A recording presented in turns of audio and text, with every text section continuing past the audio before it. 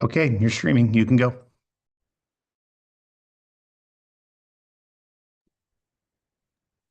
Okay, I'd like to officially welcome everybody out. I know your time is valuable, and so I do appreciate you joining us today for our first Sports Medicine Advisory Committee meeting for 2025-26. I duly apologize that it's happened in December. I started with the NIAA in August and took a month or two to get my feet wet, and then we had postseason events, which is no excuse, I guess, but I was traveling and everywhere, and so I do appreciate everyone being here today.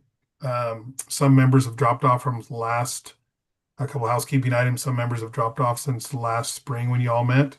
I want to thank Mr. Tim Jackson for uh, having me the chair of the Sports Medicine Advisory Committee. Can everybody hear me okay? Okay, great. Some members, so the ones that answered my initial email back are the ones that I've been emailing with to get you the agenda. I did send you some minutes this morning to your email from the draft minutes from the last meeting that you had in March, I believe, March 19th. So if you look down, I'm sharing my screen with the agenda if you don't have that in front of you. Ms. Tia Wonder is also in the room. She's our office administrator to the NIAA, and Mr. Tim Jackson, our executive director, is at Durango High School at a physical location in case anyone needs public comment. But he's also handling our streaming where our meeting is being live streamed. Any questions before we get started? I'd like to call this meeting to order. I guess that's at 9:04 a.m. officially. Tia, if you want to do roll call, or if you need me to do it, I can. I believe not everybody is here initially, but go ahead. Okay, so I'm going to do roll, guys. As he mentioned, there have been some changes on here, so just please correct me if there's someone that I did not need to take account for. Dr. Nicholas Murray, Present. Dr. Carol Scott, Present. Jeremy Haas, Present. Adam Hunsaker, Present. Mark Dianza, Present. Kyle Lemon, okay. Pamela Slum,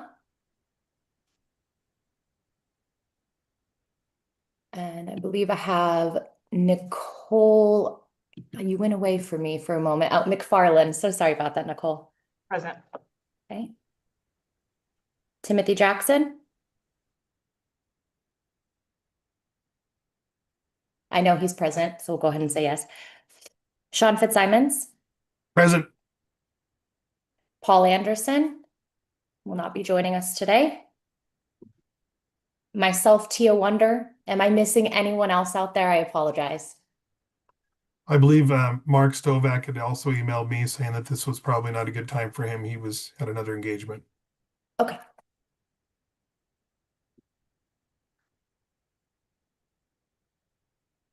Okay, that wraps that up. Okay, agenda item number 3, public comment. This time provides an opportunity for citizens to address the committee about any matter not on the agenda. Items raised during this portion of the agenda cannot be deliberated or acted upon. Should a member of the public wish to speak on a matter not listed on the agenda, it is asked that said person please complete a green public comment card, and submit it to the committee chair prior to the opening of this item. Members of the public who have submitted public comments by either email or have their emails read will have their emails read into the record. A limit of 3 minutes per person and or 5 minutes for a spokesperson of a particular group may be imposed. It is requested that comments be directed to the committee as a whole. Comments that are determined to be irrelevant, repetitious, offensive, inflammatory, willfully disruptive, or deemed to be personal attacks will not be permitted. At this time, I have no public comment that was emailed to me at my address. Mr. Jackson, is anyone physically present with you for public comment?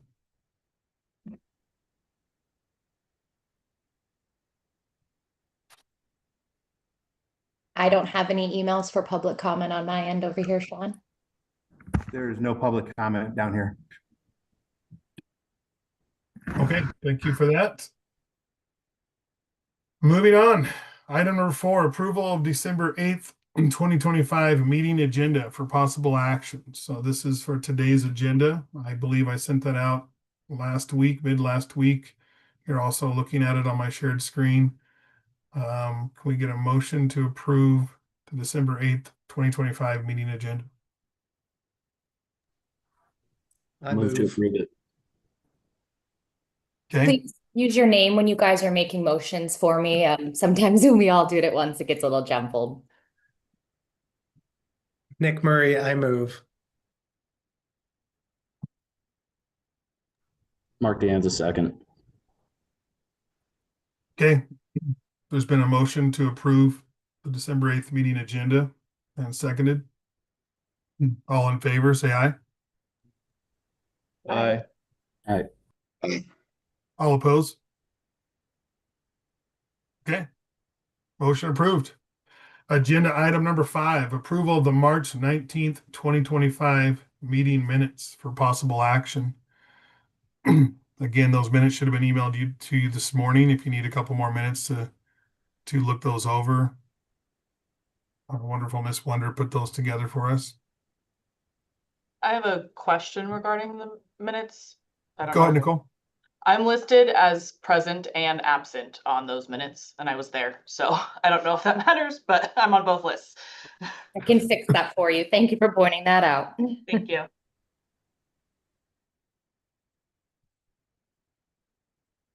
Anybody else have any corrections or additions to the minutes? Okay, we'll entertain a motion to approve the March 19 minutes with the addition or with the correction of fixing Mrs. McFarland's president absent status. Do we have a motion? Adam Nicole Hunsaker, McFarland. motion to approve. Oh, okay. Is that a second, Nicole? Yeah, Nicole McFarland, I'll second. Okay. Thank you so much. We have a motion to approve the March 19, 2025 meeting minutes and a second. All those in favor say aye. Aye. All those opposed? Okay, motion passes. Okay, item number 6. I know this might be unusual for some of you. Some of you probably don't like talking about yourselves. My wife's biggest nightmare is if I ever get a microphone in front of me, she's like, oh, it's her biggest nightmare. But I know this may seem silly to some of you, but item number 6, I had introduced members in areas of expertise. Obviously, it's just discussion item only. You can, if you, everyone could take 30 seconds, kind of just for my benefit, for sure, as far as coming in new. I would just kind of, I've seen the names and I'm seeing some of the names and faces now and matching them, but up to this point, you all have been an email person to me. So now it's, I like to get the names and faces and just about where your areas of expertise are located. So I'll go ahead and go first. I'm Sean Fitzsimons.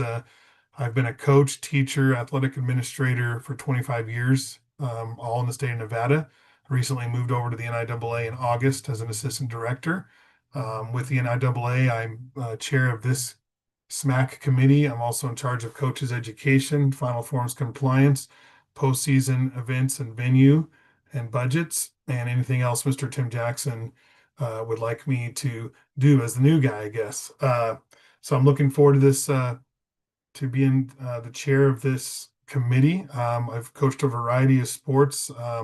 I'm also a first responder in my spare time as a volunteer fireman and EMT. So I get a little bit of that aspect of it. I certainly didn't go to medical school like some of y'all, but anyway, that's me. I'll just go down the list from what I can see on my screen, if you don't mind. Let's go ahead with Mr. Adam Hunsaker. Good morning. I'm Adam Hunsaker. I'm an athletic trainer at Carson High School. I also coordinate the postseason athletic training coverage for Northern Nevada. That's pretty much it. Okay, thank you, Adam, for that. Next on my list is Mr. Dianza, Mark Dianza. What's going on? My name is Mark Dianza. I'm the AED program coordinator in Clark County School District. I'm also a licensed athletic trainer and adjunct faculty at UNLV.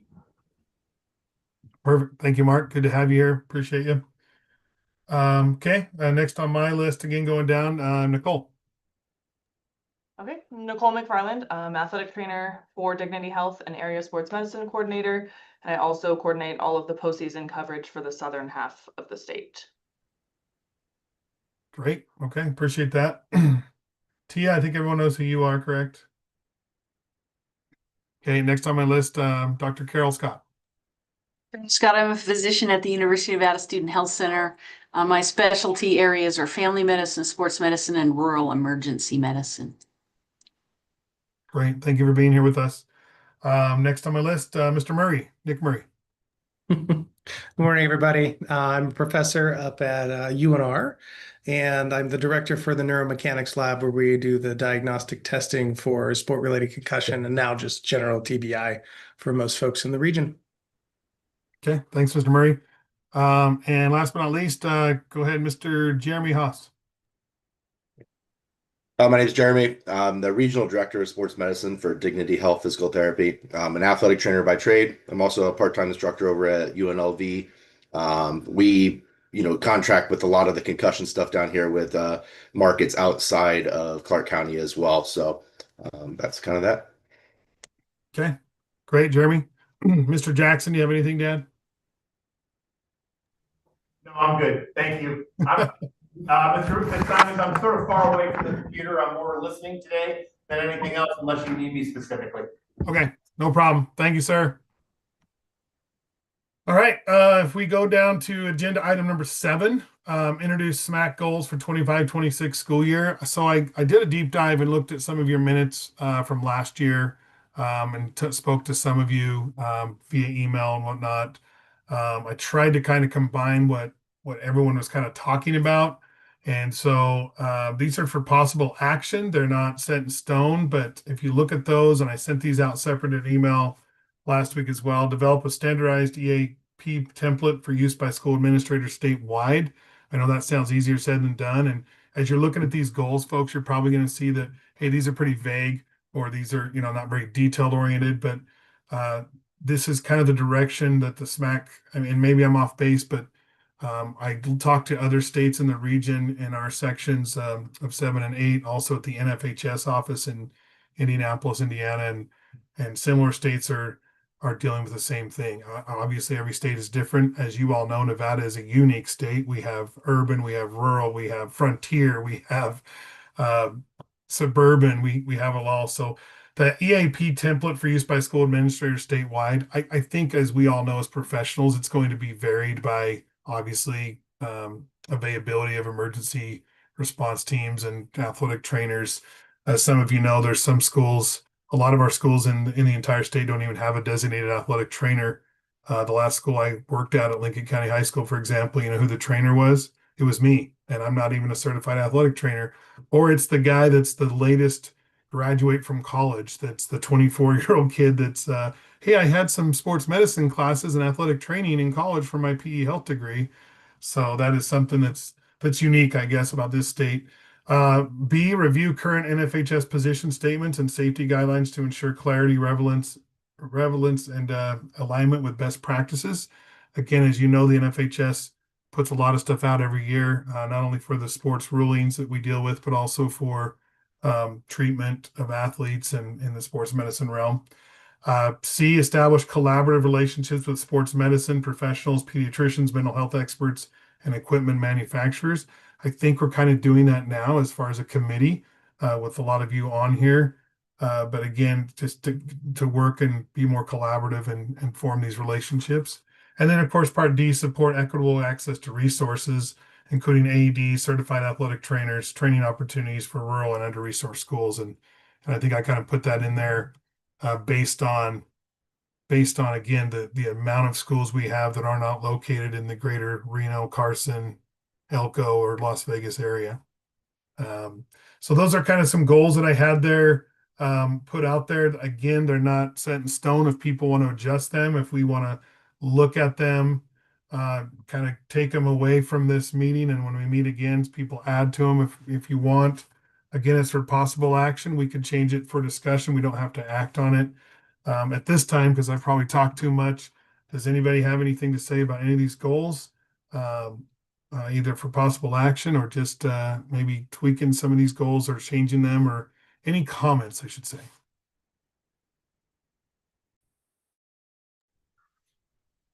There are some EAP templates out there already. So are you looking at using one that's out there, or are we trying to reinvent the wheel here? Like what is your goal with that? Like, are we looking for one that we're going to try to make specific to Nevada, or are we going to look at like Corey Stringer Institute has an EAP template that's pretty widely used?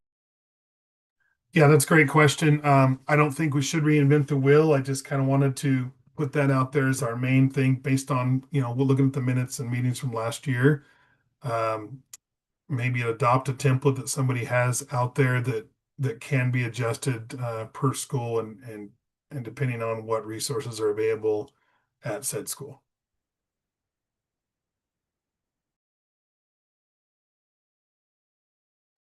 Anybody else have any comments, questions?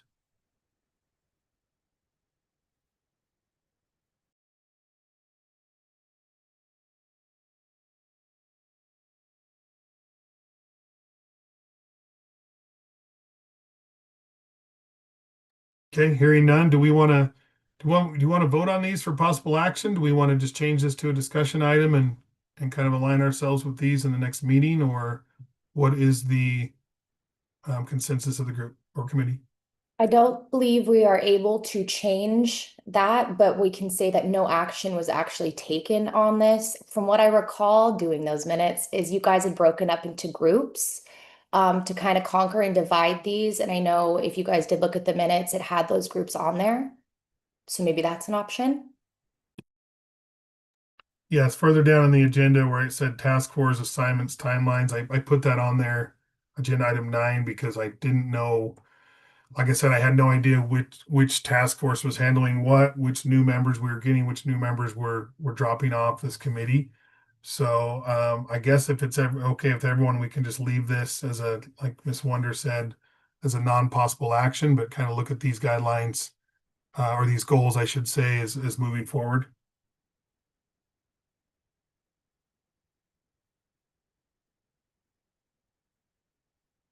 Okay, I guess hearing none, we'll just leave these here as is. We'll move on to the second page, emergency action plan template for discussion only. So I attached one, or I was looking at attaching one. Let me see right here. Give me a second. And this one will be very similar to what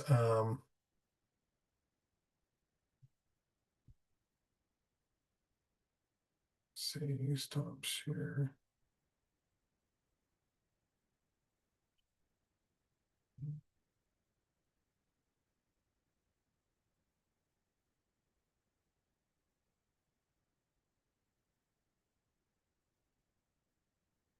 Can everyone see that on my screen?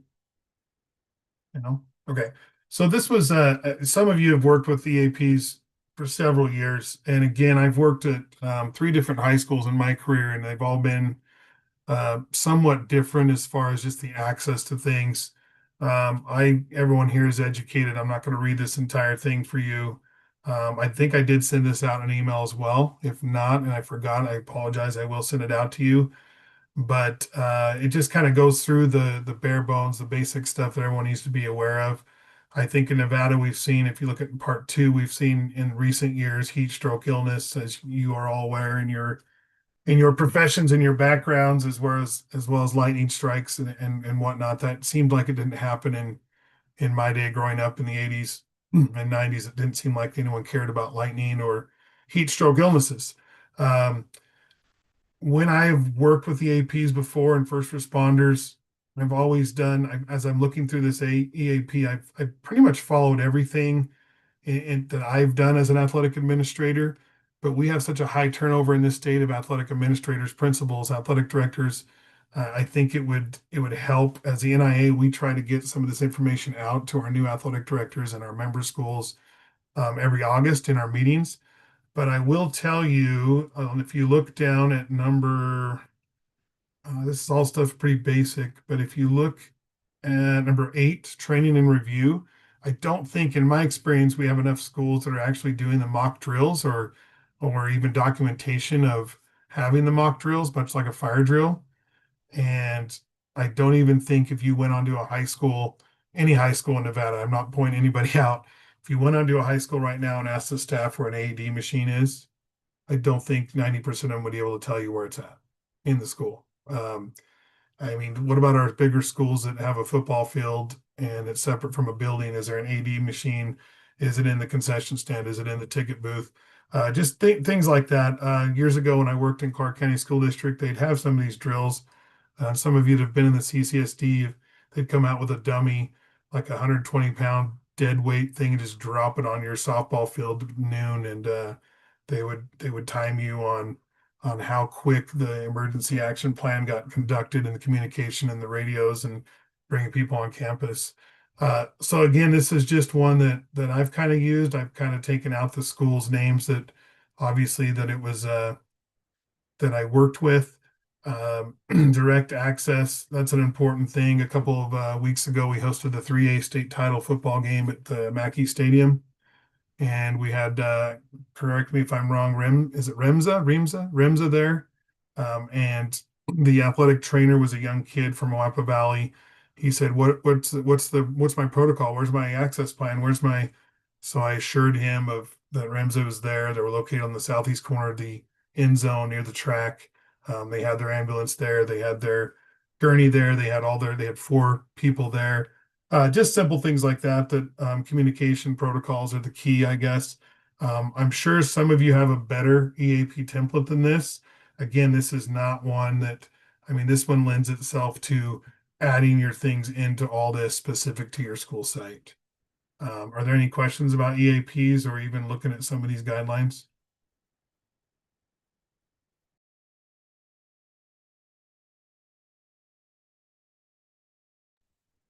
I mean, Sean, I did want to echo what Mark put out, is that if we want to come up with some of these templates, Corey Stringer has a really nice detailed plan.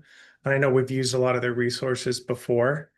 And I think that's an excellent place to start, and then edit out specifically for what we think it is. And if I'm not mistaken, our goals are to provide a general template that the schools can use, download, and then point to.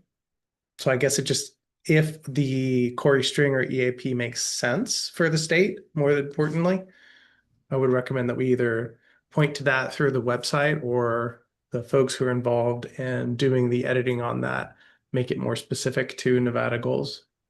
Great. Yeah, absolutely. Yeah. I've heard of that before. Mark, go ahead. Do you have something?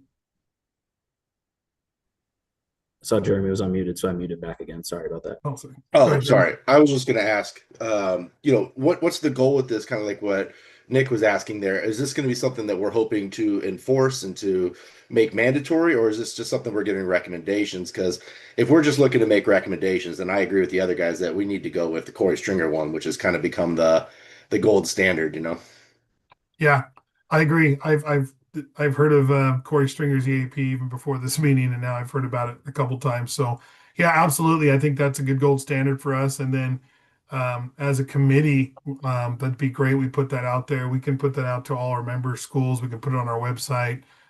We feel that we, as a committee, we would feel that this is, what the standard would be. And then I think as far as implementation, that's, I think, going to be the hardest part, because how do we regulate? Being in this office, I can tell you for the last 4 months is it's very difficult to actually get schools to do things.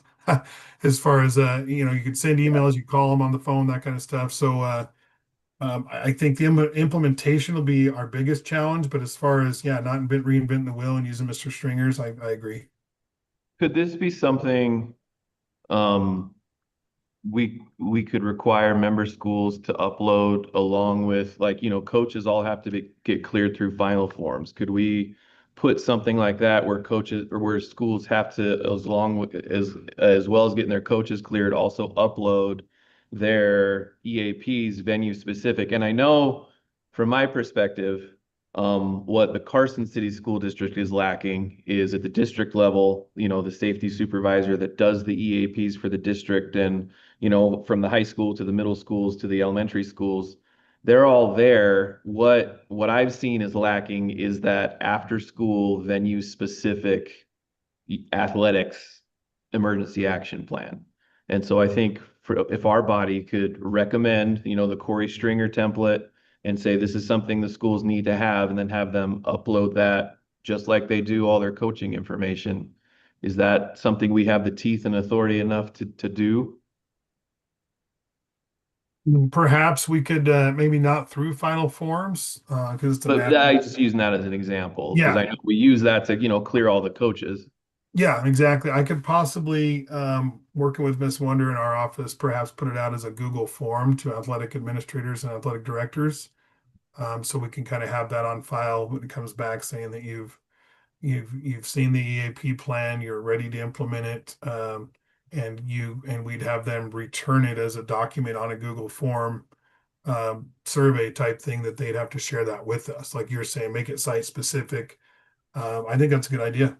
Yeah, and that kind of helps us see and regardless, 136 schools in the state of Nevada, we're going to have some that are, I mean, like I said, that's just the high schools that I deal with at the NIAA level. So, but I think you're onto something there, right, Mr. Hunsaker, as far as district level, right? Superintendents probably should be involved from the top down, but unfortunately, we have some rural schools, frontier schools, where they don't have a safety compliance officer, or they don't have but I think that falls on the shoulders of local administrators. Yeah, it's somewhat, I'm just saying, because from my perspective, we have the EAPs at Carson High School, venue specific. I have not been able to convince our district person to adopt those as like the district policy and procedure. So it's right now, it's just site specific, what we do within our own athletic department, where Okay. I don't know why, it's one of those like, why is this a problem? But I feel like if we had a specific recommendation or requirement from the NIAA, that would give me more teeth to go to my district and say, we have to have this in policy and procedure. And then that gets into our border control stuff too. We'd have to Yeah. bring that up as a regulation, and so yeah, there's a little bit of work involved. That's why I brought up the Google thing. So, but yeah, great discussion. I love it. Anybody else have anything?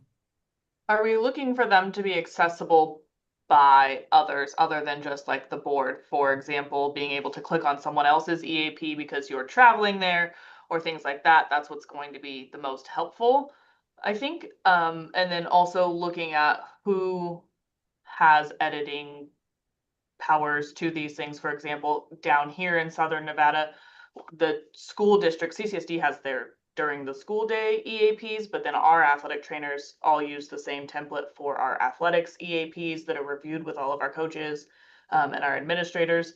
So those are kind of separate, but we all have access to them. We can send those out, but they're not in like a shared space for the general public. Yeah, that makes sense. A lot of what you're saying, Nicole, makes a lot of sense of its basic athletic administrators with athletic directors and communicating with each other, right? As far as, hey, we're coming to your field we're coming to your game this Thursday for a soccer match. Here's our EAP plan, but do you have one that we need to know as far as when you assign the athletic trainers of what the access is and where it is. I think we could do that. It's just easier said than done. But yeah, I didn't even think about that, Nicole, as far as the CCSD has their stuff during the school day that their teachers and administrators handle. And then obviously there's stuff after school, sporting events that you're involved with. So yeah, that's a good point. Yeah, that's what all of ours cover. And ours are venue specific that all of our staff does, which covers what, I don't know, 80%, 90% of the schools down here. But sorry, Mark, I cut you off. Go ahead, Mark, your hands up. No, you're all good. And I can make this meeting a lot longer talking about EAPs because this is one of the things I've talked about, studied a lot, and have worked in different task force and national groups and everything like that. If it were honestly up to me, if you don't have a venue specific EAP, you shouldn't be doing sports at the place. And that's the length I would like to take this personally. I don't know if I think that should be realistic. If you don't have an EAP, like, we really shouldn't be having sports at that site because nobody is prepared. And I think having the EAP, and in addition, we need to start talking about mandating pre-event medical meetings. And a pre-event meeting doesn't have to have a medical person there. There's an official and there's coaches at every game.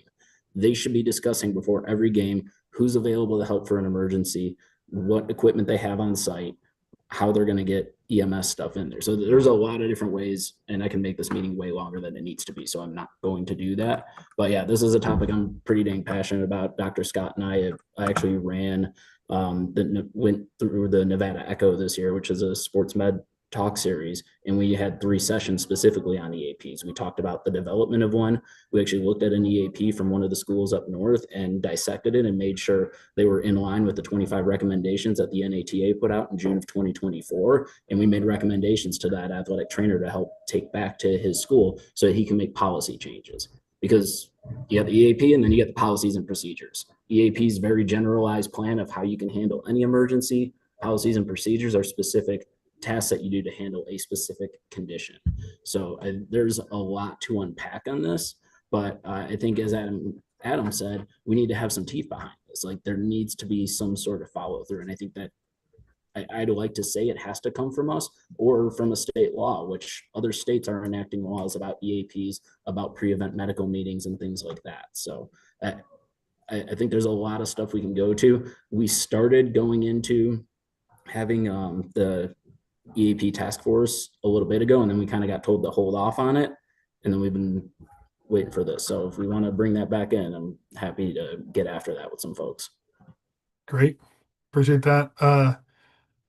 Anyone else thinking about public access to these things? Like if we were to post a template on our website, that's fine and dandy, having a template, but then having it site specific at your school, in the world that we live in, as far as we don't want, the wackos and weirdos having access to some of this vital information. Does that make sense? Like, and again, I'm not an EAP expert, but I just didn't want to maybe perhaps, well, yes, we can put the template on our website once we get, what we want, but at the same time, I guess we got to be careful about the public access to it, if that makes sense. Has anyone else thought about that? Or did you guys discuss that last year?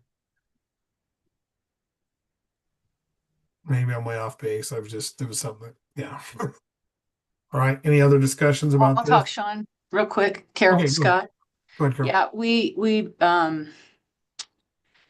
improved our emergency access plan here at the university, and we did run into that. We have our cell phones, we have gate codes, we have some things that we don't want the public to have access to. So then we had to redact those parts, and now it's like, well, gee, if UNLV comes up, do they not have that information? And so putting it out there on a shared public, like I said, if you have specific information, it does get a little bit tricky.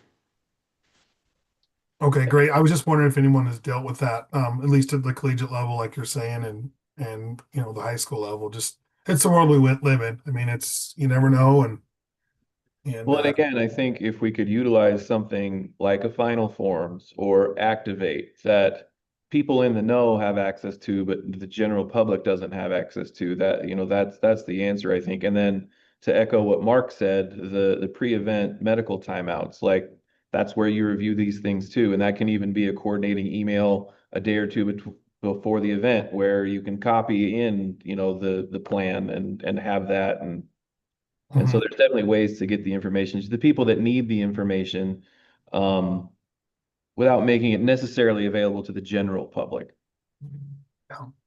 Yeah, I agree. Any more discussion on this? Sounds like sounds like when we go back to the agenda, we can start looking at like the task force, like you said, where we can kind of look at dividing it, not necessarily dividing, but we'll get your guys's opinions on how we want to attack this. I guess the first step is get a hold of Mr. Stringer's EAP and go from there.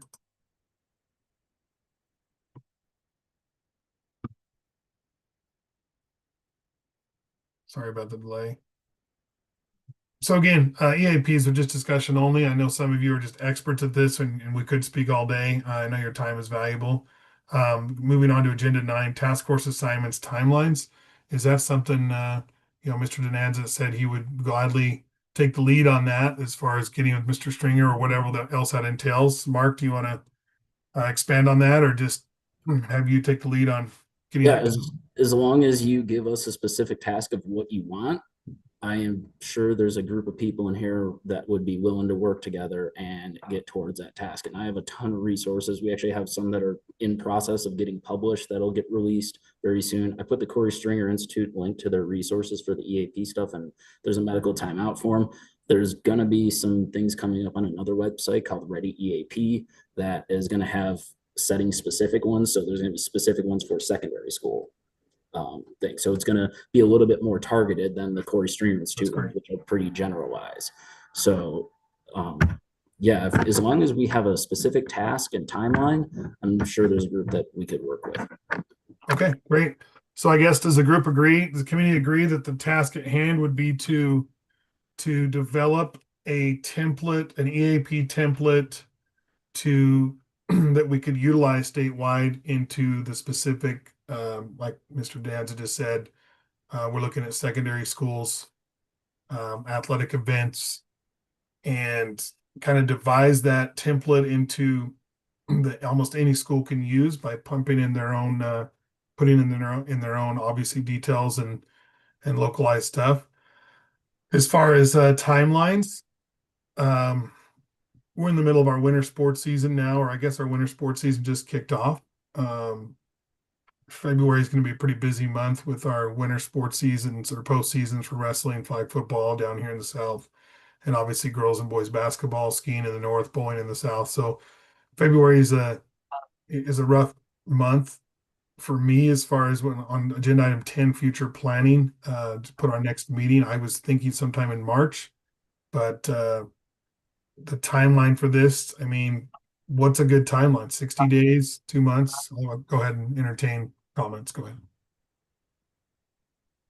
I think March is probably fine if that's going to work best. Okay, everyone agree on March?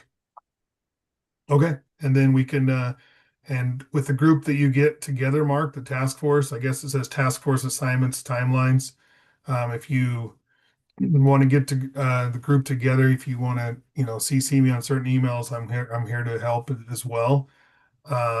As far as you guys, Mark, would you like to present that at our next meeting then? Does that sound like something that would work for everybody? Absolutely. Are we going with the same group that was listed in the meetings from the last minute then? Is that?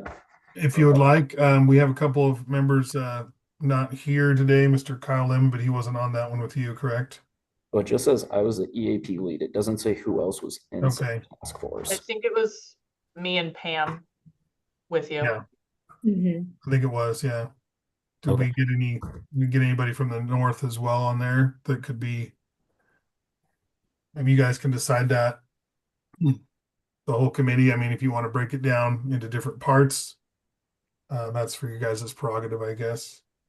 But yeah, so we'll have Mark Denanza, we'll have Nicole. Are you getting this to you?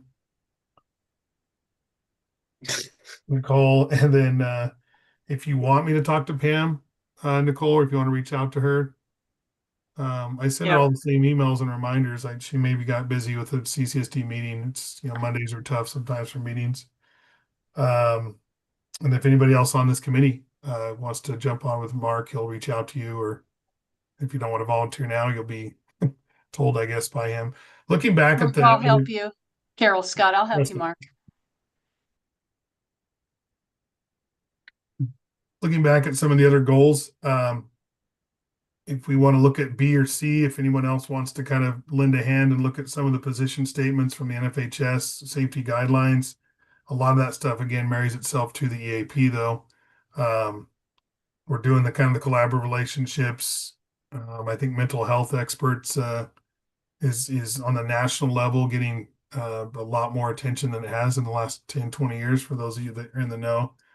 And on D, equitable, including, access to resources. Again, I think this all lends itself to the EAPs because once we get an established, in my opinion, once you get established template for the EAP, some of this stuff falls into place. Like look at D, Correct. including AD certified trainers, training opportunities. Well, that could be listed in the EAP, in my opinion. So I think it's a good start though for us for the first meeting is getting this task force with Mr. Denanza and some of the others. So I do duly appreciate that.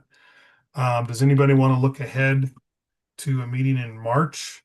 what works best for everyone, or would you like me as the committee just to kind of send out a couple of dates and everyone can email me back what's good for them? Or if you wanted to look now, I'm all ears as well. I know some of you have conferences, some of you have spring breaks with your children and grandchildren, some of you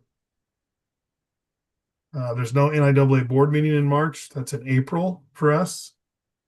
Again, spring sports will be in full swing then. And we don't have to worry about postseason on my end until May, the month of May. So I'd anybody say have just any? send out a few date options. What's that? Yeah. Just throw a few dates at us and Okay.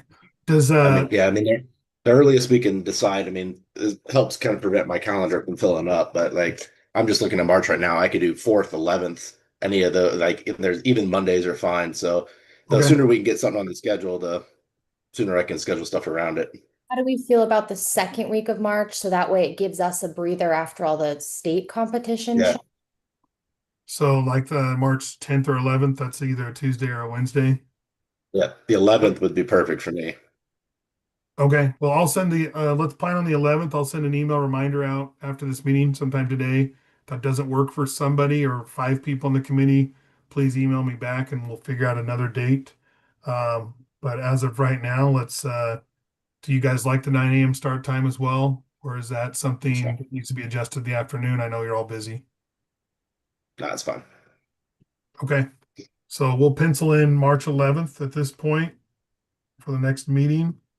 It'll be at 9 a.m. virtual. We will, anything else for the good of the order? I know some of you had emailed back, if, we've kind of been talking things. I think we've stayed on the agenda for the most part. Everything we've discussed has been on the agenda.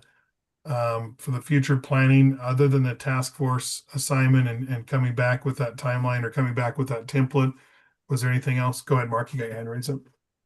yeah, there's an athletic trainer down here that asked me to bring up the topic of youth pads and high school sport athletes and potentially making some kind of a recommendation. He wasn't aware of any states that actually recommend anything against it, but just sort of looking into the idea of people having their own pads and having youth pads compared to everyone else having adult style pads, whether it's a safety concern or something that we think we need to discuss and kind of make some guidance on for our kids in the state. It mainly concerns football, but that's sort of that was one thing I said, hey, I will bring it to the SMAC and maybe we can talk about that topic and try to come to some kind of consensus. That's great. In my experience, I've been at a couple high schools where the parents have bought the pads and not used the school issued pads, like you're saying. And in my experience, the head coaching staff has kind of inspected those, make sure they had the warning, label on them, make sure they were from a reputable manufacturer. But I definitely see what you're saying, Mark, as far as these kids sometimes want the smallest pads possible, and yeah, I can look into that on the NFHS end as well, and possibly bring that back to the to next committee meeting. Jeremy, go ahead. You have your hand up. Yeah, so kind of piggybacking off the thing that we were talking about with emergency action plans and like kind of the enforcement of it, how are we going to find out, what the expectations are to kind of enforce the emergency action plan? I wanted to follow up with the concussion stuff that we put in, last year, and is that being enforced? Is anybody like following up with that to find out what schools are and are not following the new concussion law? Because through our job here, I find lots of schools that are not doing it, specifically like charter schools and schools that are not connected to Clark County School District or Nye County or whatever. Schools that are kind of doing their own thing don't seem to have much concussion policy. So I know we can send out emails and we can encourage them to do this stuff, but do we have any kind of authority to, find out who and who not? Maybe a follow-up survey to see if anybody has implemented something or if they have not implemented something. Just kind of don't want to, I kind of want to just kind of close the loop on that whole thing that we spent so much time working on to make sure the whole state was following concussion laws when I feel like there's a lot of them that are not. Yeah, absolutely. I agree on that. I will tell you that at our preseason meetings, our fall preseason meetings, and we're going to have another winter one in the midseason as the NIAA, as far as member schools. that we are aware of that situation. We advise schools to be using the concussion protocols and the programs that they use. I will tell you that Tim Jackson and I have sat in on charter school meetings, on Zoom meetings. They have one like once a month. And that was a comment that was a question that was brought up. And if they do not have the resources or have it in hand, that, we tell them to contact us or contact another member of public school and to help them, to kind of mentor them as far as through that process. I will also tell you that I've worked with the SNOA, the Southern Nevada Officials Association down here, and they have also kind of adopted the NFL rule as far as if they see a kid in the middle of a contest, taking a hit. I bring up football, but as you professionals know, girls soccer has a lot of concussions too with the ball on the head. But several SNOA officials have also mentioned that and of course coaches get upset with them, but a kid takes a shot and he's kind of woozy, whatever. They've not noticed that, and the kid cannot return to play until obviously a certified athletic trainer has cleared them. And so I get what you're saying, Jeremy, and I think that's be a great. I can dig into that as well and kind of see before the next meeting of what schools are utilizing those policies. Yeah, I mean, it could be something as simple as just a survey that we send out to all the NIAA schools and since SB 80 has went into effect, what things have you put into place? What things have you not put into place? What challenges are you facing? And maybe we just approach it as like a survey sort of thing, and so they don't feel attacked, right? They don't like close up and be like, oh crap, what challenges are you facing that you have not created some kind of neurocognitive testing, or you have not implemented the stages of return to play, and just find out what challenges they're facing. And then maybe, I know, Nick is contracted with some schools up there that are coming in for impact. We had Pahrump, which is like Nye County down here. They're contracting with me. We have a couple charter schools that contract us with just concussion management. We're not providing an athletic training. We're just doing their concussion management for them. So there's options available, and I just think maybe some of these schools just don't know what options they have available. Exactly. Good points. Any other further discussion on anything else? Okay, Ms. Wonder, do you have anything as far as you've completed some things as far as what the next meeting and agenda items will be? Yeah, we're just gonna circle back, follow up on all these things you guys want to get started on, and we're gonna continue kind of just monitoring the concussions as we go forward. I don't see that going anywhere. Okay. All right. Anything else for the good of the order? Okay, we'll go to agenda item number 11, public comment. This time provides an opportunity for citizens to address the committee about any matter not on the agenda. Items raised during this portion of the agenda cannot be deliberated or acted upon. Should a member of the public wish to speak on the matter not listed on the agenda, it is asked that said person please complete a green public comment card and submit it to the committee chair prior to the opening of this item. A limit of 3 minutes per person and/or 5 minutes for the spokesperson of a particular group may be imposed. It is requested that comments be directed to the committee as a whole. Comments that are determined to be irrelevant, repetitious, offensive, inflammatory, willfully disruptive, or deemed to be personal attacks will not be permitted. I have checked my email a moment ago. I have no emails to me on public comment. Ms. Wonder, do you have any emails in your inbox? Negative. Negative. Mr. Jackson, I guess I should ask Ms. Mark, is there anybody present with you other than your two? Is there anybody there at Durango that physically that wants to talk in public comment? Just Mr. Jackson and myself, and he's waving to us, it looks like. Probably waving the bird. That's what he does to me. Okay. If there's nothing else, I do appreciate everybody on this committee. I'm brand new. I want to make it succeed. I appreciate you giving up all of your time. Your time is valuable. I get that. I'll let you get back to your day jobs. I will send out the email for March 11th. If anyone has issues with that, they start looking at their calendar saying absolutely March 11th won't work. We'll pivot from there. But right now, count on March 11th at 9 a.m. Any other questions, comments, concerns? Okay, meeting officially adjourned at 9:53 a.m. on December 8th. Appreciate everybody. Thank you.